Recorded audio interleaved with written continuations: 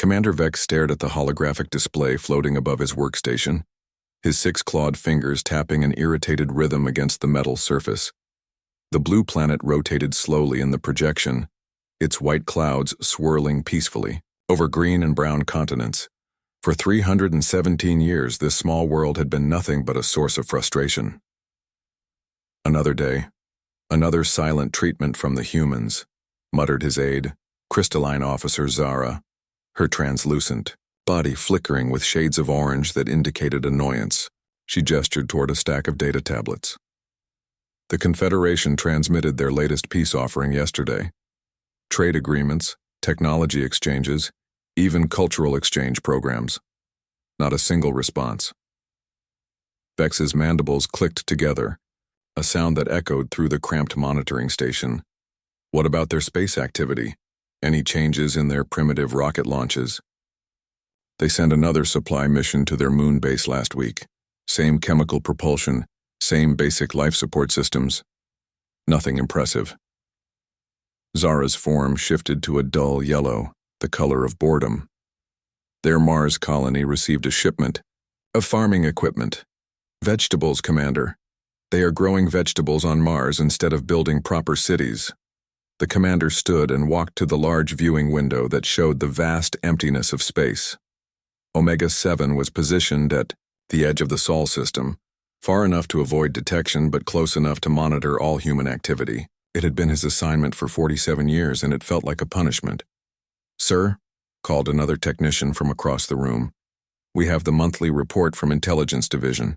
They want to know if humans have made any attempts at faster-than-light communication." Vex laughed, a harsh sound that made his throat sacs vibrate. "Have they built anything faster than those chemical rockets of theirs? Have they even figured out fusion power? No. Mark it down as another negative report." The truth was embarrassing for the Galactic Confederation. They had made contact with thousands of species across the galaxy. Some had been primitive and needed guidance. Others had been advanced and became valuable allies. A few had been hostile and required military intervention. But humans were something entirely different. They simply ignored everything.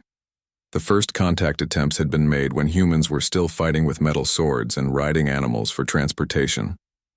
The Confederation had waited patiently for them to develop technology. When humans finally reached their moon, excitement had filled the galactic community. Finally, a species ready for contact. The excitement had died quickly. Diplomatic messages were sent in every human language. Mathematical sequences were transmitted to show intelligence. Even simple pictures were beamed toward Earth. Nothing worked. The humans acted as if the galaxy did not exist.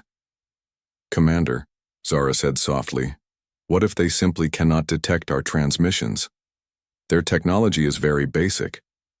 Vex shook his head. "Impossible. We have used every frequency, every method of communication known to galactic science.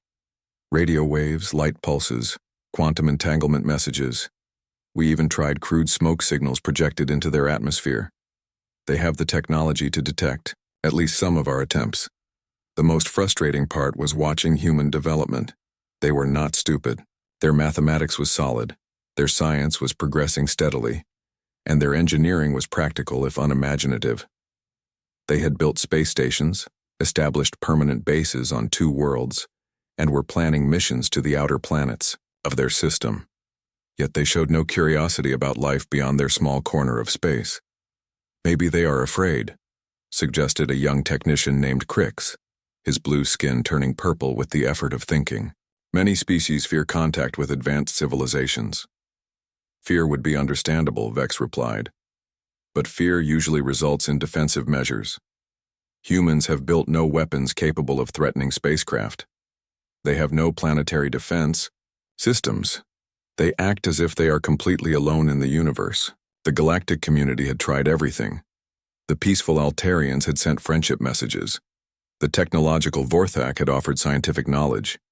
Even the militaristic Krone Empire had attempted contact, though more to assess potential threats than to make friends. Every species had the same result: complete silence from Earth. 3 months ago, the Confederation Council had made an official decision. Earth was classified as a dead-end species, too primitive and isolated to be worth continued attention. Resources would be better spent on more promising civilizations. Omega-7 would remain as a basic monitoring station, but active contact attempts would cease. "Sir," Zara said, interrupting his thoughts, "there is something odd in today's sensor readings." Vex returned to his station and examined the data. "What am I looking at?" "Radio transmissions from Earth. Normal entertainment and communication signals, but there is something different about the patterns. Our computers cannot make sense of it. Probably just their primitive encryption methods. Humans love their secrets even from each other." But as Vex studied the readings more carefully, he felt a strange sensation in his stomach. The signals were definitely different. More organized, more purposeful than the usual chaos of human communication. Almost as if they were designed to hide something important. He dismissed the thought quickly. After 3 centuries of silence, what could the humans possibly be hiding? Dr. Kim Hyun walked through the underground corridors carved deep into the Korean mountains, his footsteps echoing off the polished metal walls. The facility stretched for kilometers in every direction, hidden beneath tons of rock and earth. Most people on Earth did not know this place existed. Even fewer knew what happened here every day. The elevator descended for 2 full minutes before reaching level 7, the deepest part of the complex. When the doors opened, Kim stepped into a world that would have shocked any alien observer. Hundreds of scientists and technicians worked at glowing workstations, their screens filled with data that came from across the galaxy. "Dr. Kim," called Dr. Park Soo, a woman in her 50s who had spent her entire career studying alien technology. She waved him over to her station where complex diagrams filled multiple screens. "We finished breaking down the Vorthak computer. Systems. Look at this." Kim studied the technical drawings that showed crystalline structures designed to process information at incredible speeds. "How fast are they compared to our quantum computers?" "About 30 times faster," Park replied, with a smile. "But they have a major weakness. Their crystals cannot handle rapid temperature changes. A simple heating element could shut down their entire network." "Excellent work. Add it to the tactical database." Kim moved to the next workstation where a young man named Dr. Lee Jun was studying star maps. "What do you have for me, Jun?" "The Kron Empire moved 3 battle fleets to the Rigel sector yesterday. They are positioning for an attack on the Altarian colonies." Lee pointed to red dots moving across the holographic display. "But their supply lines are stretched thin. They would be vulnerable to raids on their fuel depots." Kim nodded and made notes on his tablet. For 3 centuries, humanity had been watching and learning. While aliens thought Earth was silent and primitive, human intelligence networks had been mapping every military movement, every trade route, and every political alliance in the galaxy. The project had started in the year 2157, when Earth first detected alien radio signals. The world's governments had faced a choice: reveal themselves immediately or wait and learn. They chose to wait, and that decision had saved humanity from becoming just another conquered species. Lieutenant Lee Min approached, carrying a secured communication device. Her uniform bore the insignia of the Earth Defense Force, a military organization that officially did not exist. "Sir, Admiral Choi sends his compliments. The orbital tests were successful beyond all expectations." "How successful?" Kim asked. "The particle beam arrays hit their targets with perfect accuracy at a range of 50,000 kilometers. Power output was 3 times higher than our calculations predicted." Min handed him the detailed report. "The Admiral believes we could engage alien warships at ranges they cannot even detect us." Kim felt a surge of pride. Humanity had not just been watching aliens, they had been building hidden shipyards in the asteroid belt, constructed vessels that looked primitive from the outside but contained technology that combined the best innovations from dozens of species. Earth's orbital platforms appeared to be simple solar collectors, but they were actually massive weapons capable of destroying entire fleets. "What about the ground forces?" Kim asked. "Colonel Park reports that the new armor suits are ready for field testing. Our Marines can now operate in vacuum, underwater, and in toxic atmospheres. The suits provide strength enhancement and built-in weapon systems. Dr. Park Soo called out from her workstation again. Dr. Kim, we have intercepted an urgent message from the Galactic Confederation. They are discussing something called the Devourer Swarm. Kim hurried over to read the translated message. His face grew pale as he understood what it meant. How long do we have? According to their intelligence reports, the swarm will reach the outer galactic rim in approximately 2 years. They will likely encounter human space within 3 years. Then our timeline just moved up significantly. Kim activated his emergency communicator. This is Dr. Kim to all department heads. Code Black protocols are now in effect. We are moving to final preparations immediately. The underground facility suddenly became a hive of activity. Scientists began transferring their research to secure databases. Engineers started final checks on weapon systems. Military personnel prepared for deployment to secret bases throughout the solar system. Kim walked to the main command center where a massive holographic display showed the current state of galactic civilization. Thousands of species spread across millions of star systems, all unaware that humanity had been watching them for centuries. They had dismissed Earth as primitive and irrelevant, but they were about to discover their mistake. Sir, asked Lieutenant Min, what are your orders regarding the alien monitoring stations? Kim smiled for the first time in months.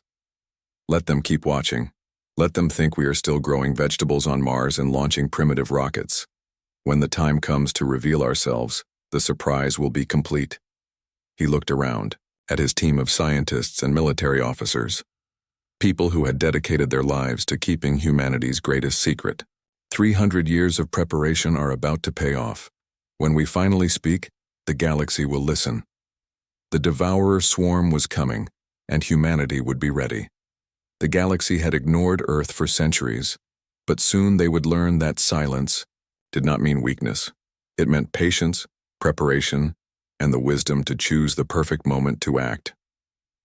That moment was almost here. The darkness between galaxies suddenly blazed with unnatural light as something massive tore through the fabric of space itself.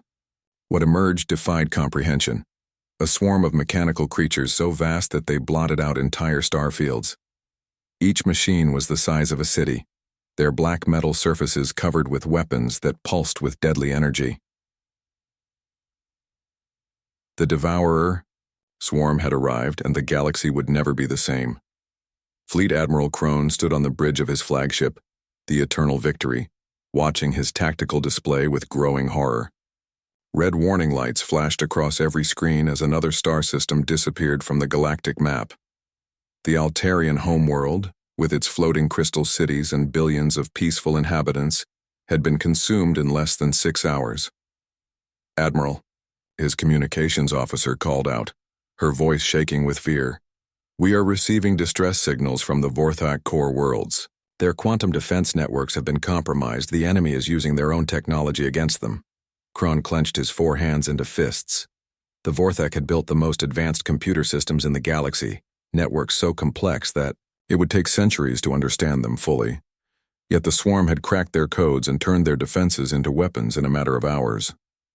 How is this possible? Demanded his tactical officer, a young Zephyrian whose energy form flickered. With panic, their shields were supposed to be unbreakable. They could stop the explosion of a star. The swarm feeds on energy, Kron replied grimly. The more power we use against them, the stronger they become. Our greatest weapons are useless. On the main screen, images from the battle zones showed the terrible truth. Zephyrian energy beams capable of cutting through planets were absorbed by the swarm ships and converted into fuel. Kron Empire battlecruisers, built to fight entire fleets, were torn apart by machines that learned their weaknesses in real time. The crystalline Vorthak watched helplessly as their own defense computers turned their orbital platforms against their cities. Sir, reported the sensor operator, long-range scouts confirm that 47 full battle fleets have been destroyed or captured. The swarm is not just destroying our ships, they are taking them apart and rebuilding them into more swarm units. Kron felt his heart sink. Each defeat made the enemy stronger. Every weapon they captured, Every ship they consumed, every technology they absorbed, made them more dangerous. The swarm was not just an invasion force. It was a plague that grew stronger with each victory. "What about evacuation efforts?" he asked. "Refugee ships are fleeing toward the galactic core, but the swarm is faster than our fastest vessels. They are catching up to civilian transports and consuming them too." The communications officer paused, then added quietly, "We estimate that over 2 billion beings have been killed or captured in the last week." The bridge fell silent except for the constant beeping of alarms and status reports. Crone stared at the tactical display, watching red zones spread across the galaxy like an infection. Entire civilizations that had existed for millions of years were being erased in days. "Admiral," called his science officer, "we are detecting strange readings from the Sol system." Crone frowned. The Sol system contained that primitive human world that had ignored all contact attempts for centuries. It was so insignificant that most military planners had forgotten it existed. "What kind of readings?" "Massive energy signatures, sir. Power levels that should be impossible for such a primitive species." The science officer adjusted his instruments, clearly confused by what he was seeing. "It looks like they have been hiding orbital platforms throughout their system." "Humans." Crone laughed bitterly. "Those primitive creatures who grow vegetables on Mars and send chemical rockets to their moon? What could they possibly do against the swarm?" But even as he spoke, the sensor readings were undeniable. Hidden throughout the Sol system, energy signatures were appearing that rivaled the most advanced military installations in the galaxy. Whatever the humans had been doing during their centuries of silence, it was not growing vegetables. "Sir," the tactical officer said urgently, "the swarm has detected the human energy signatures. They are changing course toward the Sol system." Crone studied the display showing swarm units redirecting toward Earth. The machines seemed attracted to any source of advanced technology, and whatever the humans were hiding had definitely caught their attention. "Should we send a warning to Earth?" asked the communications officer. "With what?" Crone replied. "They have ignored every message we have sent for 300 years. Why would they listen now?" On the display, the leading edge of the swarm approached the outer planets of the Sol system. Crone expected to see another quick victory, another civilization consumed by the endless hunger of the machines. Instead, something unprecedented happened. The humans fired first. Energy beams of incredible power lanced out from hidden positions throughout the solar system, striking swarm units with precision that shocked even veteran military observers. Orbital platforms that had appeared to be simple solar collectors revealed themselves as massive weapons arrays. The quiet, primitive humans were fighting back with technology that seemed impossible. "By the void," whispered the tactical officer. "What have they been hiding out there?" Crone could only stare as the forgotten species began their first battle against an enemy that had destroyed the galaxy's greatest civilizations. The humans had been silent for centuries, but they were about to speak with a voice of fire and fury that would echo across the stars. The Devourer swarm entered the Sol system like a dark tide of metal and death. Their massive ships, each one larger than Earth's biggest cities, moved with confidence toward what they expected to be an easy meal.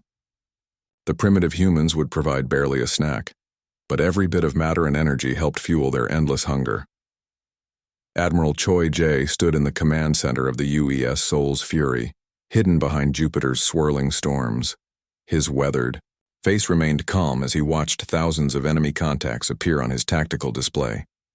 Around him, his crew worked quietly at their stations, their movements precise and practiced despite the approaching doom. "Admiral," reported his communications officer, "all fleet units are in position. The orbital platforms are charged and ready. Ground installations report full readiness." Choi nodded and activated the fleet-wide communication system. His voice carried to every human ship, station, and base throughout the solar system. "All units, this is Admiral Choi. For 300 years we have watched and waited in silence. Today we break that silence. Today we show the galaxy what humanity can do. Make every shot count." The first swarm ships crossed into the outer system, their sensors scanning for signs of advanced technology. What they found shocked them. Hidden throughout the asteroid belt, massive installations suddenly powered up, revealing themselves to be weapons platforms of incredible sophistication. The primitive solar collectors orbiting Earth blazed with energy as they transformed into particle beam arrays. Captain Wan Bin sat in the cockpit of his fighter, one of thousands launching from hidden bases carved into asteroids and moons. His AI companion, nicknamed Ghost, spoke directly into his mind through neural interface technology that the galaxy had never seen. Enemy formation analysis complete, Ghost reported in its calm electronic voice. I have identified optimal attack vectors. Swarm adaptation protocols detected. They are learning from initial contact. Then we better learn faster, Wan replied, pushing his fighter toward the enemy formation. Around him, streams of human fighters moved like schools of fish, their coordinated movements guided by AI systems that could process information faster than any organic brain. The battle began with a thunderclap of energy that lit up the void. Human orbital platforms opened fire simultaneously, their beams striking swarm ships with pinpoint accuracy. But these were not the random, desperate attacks that the swarm had faced from other species.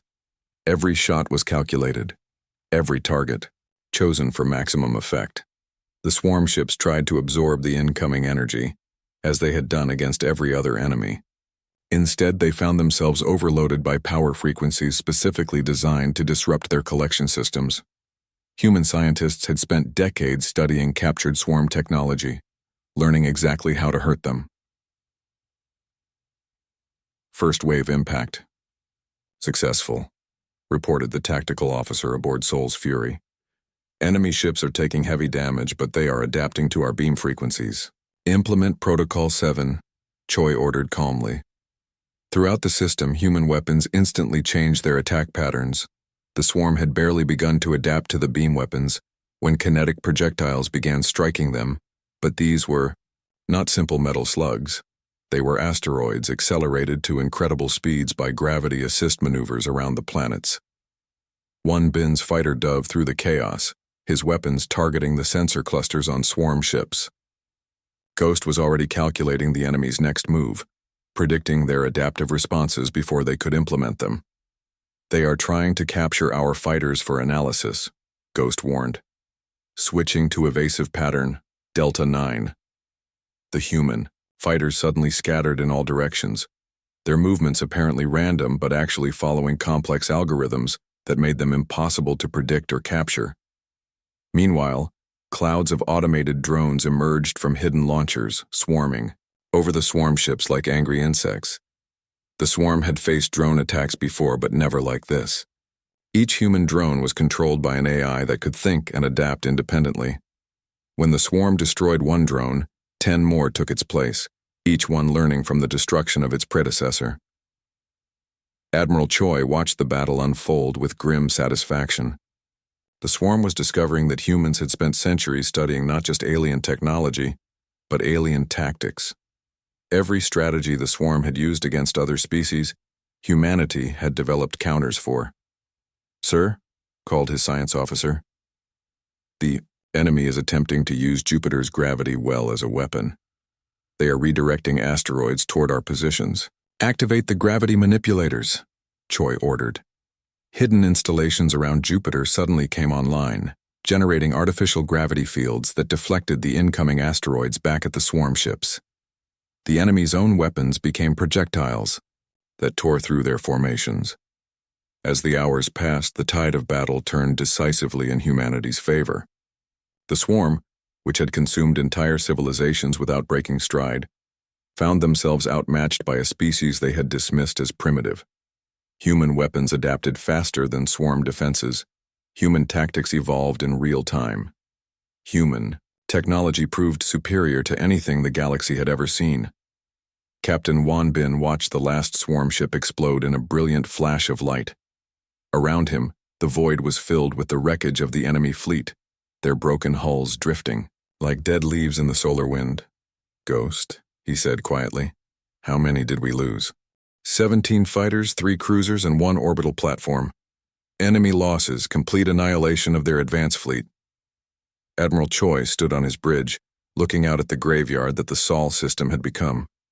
The galaxy had ignored humanity for centuries, assuming they were too primitive to matter. Now they would learn that silence had not meant weakness, it had meant preparation. The real war was just beginning. The emergency communication arrived at every major space station, military, headquarters, and government building across the galaxy at exactly the same moment. Commander Vex was eating his midday meal when the alert klaxons began screaming throughout monitoring station Omega-7. He rushed to the main console, expecting another report of swarm victories and destroyed worlds. Instead, he found something. Impossible. "Sir," stammered his aide Zara, her crystalline form flickering with confusion. "The Sol system. The humans. They destroyed the entire swarm advance fleet." Vex stared at the combat reports flooding in from automated sensors. The data made no sense. According to every tactical analysis, the Devourer swarm should have consumed the primitive human civilization in a matter of hours. Instead, the system was filled with swarm wreckage while human ships moved freely among the debris. Then came the voice that changed everything. "This is Admiral Choi Jae of the United Earth Space Command." The transmission cut through every communication frequency in the galaxy, broadcast simultaneously in Zephyrian, Vorthak, Kron, and dozens of other languages. "We have been listening. We have been watching. We have been preparing. The swarm stays here." Vex felt his blood turn cold. The humans had been listening. For 3 centuries, while the galaxy assumed they were primitive and isolated, they had been intercepting every message, learning every secret, studying every weakness. The reports that followed painted an even more shocking picture. Human fleets were not content to simply defend their home system. They were actively hunting down swarm units throughout the galaxy, moving with speed and precision that seemed impossible for a species that had supposedly never left their solar system.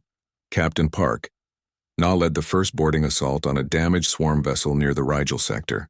Her Marines wore powered armor that allowed them to fight in the vacuum of space, underwater, and in toxic atmospheres that would kill most galactic species in seconds.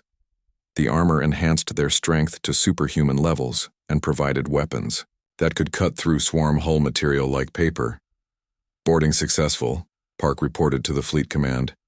"Swarm resistance eliminated, beginning capture of core systems for analysis." What happened next shocked even hardened military observers.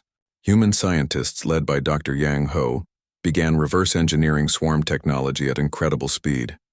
Machines that had taken the swarm millions of years to develop were understood and improved by humans in a matter of weeks. "The key is their adaptive learning protocols," Yang explained to his research team as they worked inside a captured swarm facility. "They learn from each encounter, but they learn slowly. We can process their data and develop countermeasures faster than they can adapt to our attacks." Fleet Admiral Crone watched from his flagship as human vessels appeared throughout his defensive sector, offering assistance against swarm forces. The ships looked nothing like the primitive chemical rockets that had been observed leaving Earth. These were sleek, powerful warships that moved faster than anything in the galactic fleet. "Admiral," his communications officer reported, "the human fleet commander is requesting permission to engage swarm units in our sector." "Granted," Crone replied, still struggling to understand what was happening. "All units provide support to human forces." The battle was over in minutes. Human weapons sliced through swarm defenses with surgical precision while their fighters danced through enemy formations like deadly spirits. What should have been a desperate last stand became a one-sided slaughter. Across the galaxy, similar scenes played out dozens of times each day. Swarm forces that had seemed unstoppable found themselves hunted by an enemy they had never encountered before. Human tactics were unlike anything the swarm had faced. Unpredictable, adaptive, and ruthlessly effective. Within 18 months, the impossible had happened. The Devourer swarm, a threat that had consumed entire sectors of the galaxy, was extinct. The last swarm ship was destroyed by human forces in the empty space between galaxies, far from any inhabited world. President Kim Da stood before the United Nations Assembly on Earth, but her words were broadcast to every world in the galaxy. Behind her, Holographic displays showed the scope of human military operations, fleets that had been hidden for centuries, bases built in secret throughout the solar system, and technology that rivaled the most advanced civilizations. "My fellow beings of the galaxy," she began, her voice calm and measured. "For 3 centuries humanity chose silence. We watched your civilizations grow and flourish. We learned from your achievements and your mistakes. We prepared for the day when our voice would be needed." The galactic audience listened in stunned silence as she continued. "We did not ignore your messages out of arrogance or fear. We simply understood that wisdom sometimes requires patience. We knew that when we finally spoke, our words needed to matter." Commander Vex sat in his monitoring station staring at the display that now showed human ships patrolling the space around Earth. The primitive species he had dismissed as evolutionary dead ends had revealed themselves to be the most advanced military force the galaxy had ever seen. "Sir," Zara asked quietly, "what do we do now?" Vex considered the question carefully. Humanity had saved the galaxy from certain destruction, but they had also revealed that they had been watching and learning from every species for centuries. They knew everyone's secrets, everyone's weaknesses, everyone's fears. "We listen," he replied finally. "For the first time in 300 years, we listen to what the humans have to say." The age of galactic civilization had ended. The age of humanity had begun.